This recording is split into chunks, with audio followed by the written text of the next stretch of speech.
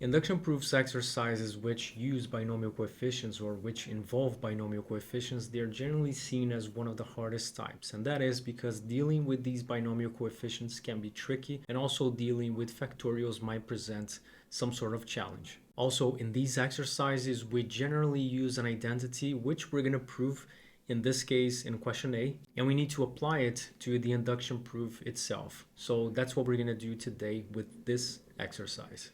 On the first part, we need to show that n minus 1 choose k minus 1 plus n minus 1 choose k is equal to n choose k. This is a very important identity which will be used in the exercise. Hence the word hence over here. We need to use whatever we see in question A, whatever we get for question A, in this case, this identity here, when going about proving by induction. So let's start with that. What is A choose B? Just remembering how to deal with a binomial coefficient. This is a factorial over b factorial times a minus b factorial, meaning that for a we have n minus 1 factorial over k minus 1 factorial times n minus 1 minus k minus 1 factorial. Now we can definitely simplify this to n minus k factorial, and then moving to the second term we have n minus 1 factorial over k factorial n minus 1 minus k factorial, which is the same. I'm just going to rewrite this as n minus k minus 1 factorial so something becomes a little bit more clear on the next step. Notice that for question A, we're going from the left-hand side to the right-hand side, so we need to get to this. So what do we have here? We can write all this with a common denominator, and it's easier to see what that common denominator is if we rewrite k factorial as k times k minus 1 factorial, and also rewrite n minus k factorial as n minus k times n minus k minus 1 factorial. So we can rewrite those fractions like this. Now, setting up a common denominator, which again should involve these terms, gives us n minus 1 factorial times k plus n minus 1 factorial times n minus k. Now we can see n minus 1 factorial is a common term in the numerator, which gives us in that same numerator k plus n minus k over, of course, the same denominator that we had. Now, given that this is the same as n times n minus 1 factorial, this is equal to n factorial. And in the denominator, we have k times k minus 1 factorial, which is the same as k factorial. And we also have n minus k minus 1 factorial times the next integer, which is n minus k, therefore giving us n minus k factorial. And this is the same as n choose k, which is the right-hand side. Therefore, we're done with question A. Now, just giving you a spoiler, in the next exercise, which is question B, we're going to use this property, but in reverse. We're going to replace some n choose k, whatever that is for question B, by n minus 1 choose k plus n minus 1 choose k minus 1. But let's get to the induction proof first, the first few steps of the induction proof. Starting from step number 1, writing the propositional function. We are going to prove that n choose 1 plus n choose 2 plus n choose 3 all the way to n choose n minus 1 is equal to 2 to the n minus 2. And this is the interval that we're using. If that's the interval, the base case is p of 2, given that we start at 2, of course. Now notice that on the left-hand side we have the first iteration in this process, which means that we're grabbing the first coefficient here. A common mistake would be to grab the first two.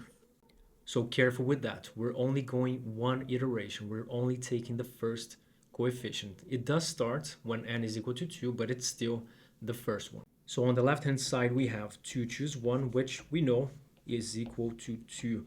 On the right-hand side, we're replacing n by 2. So we have 2 squared minus 2, which is also equal to 2. Therefore, base case holds. Now onto the inductive hypothesis. Now we are going to rewrite our p of n, but substituting every n by k And we're going to assume that this is true for some positive integer k greater than or equal to 2.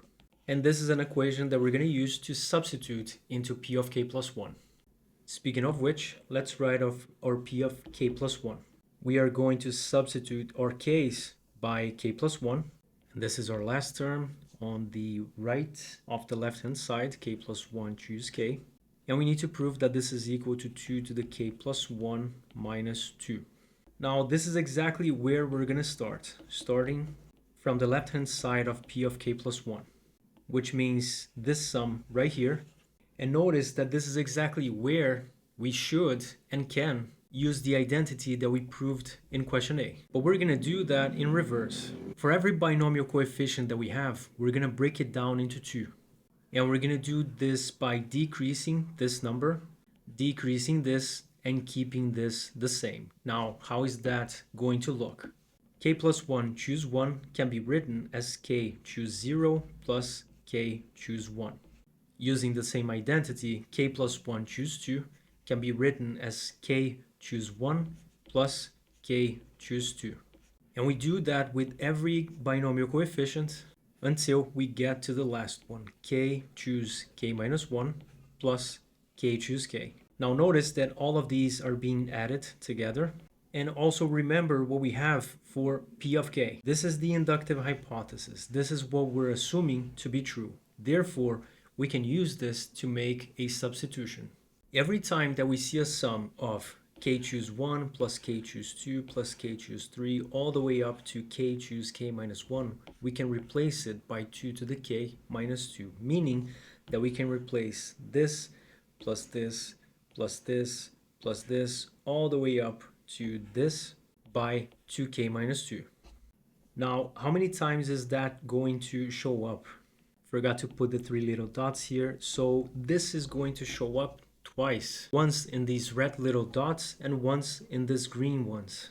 And it may be helpful to write the term that comes just before this one, which can be written as the sum of k choose k minus 2 plus k choose k minus 1. So there you go. This is the last green dot. Now, is that all? Not really. We still have k choose 0 over here and k choose k over here. Therefore, we have these as leftovers, let's say. And like I said, we have 2 copies of 2 to the k minus 2. Knowing that k choose 0 is 1 and k choose k is 1, and you can verify that using the formula for the binomial coefficients, we have 2 plus 2 times 2 to the k, which is the same as 2 to the k plus 1, minus 2 times 2, which is 4. Therefore, we get the right-hand side of p of k plus 1, proving by induction that we actually got our p of n.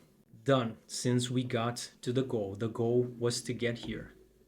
Now, what's missing? Last thing, the conclusion. So given that p of 2 is true and that p of k plus 1 is true whenever p of k is true for some positive integer k greater than or equal to 2, then by the principle of mathematical induction, p of n is true for all positive integers greater than or equal to 2.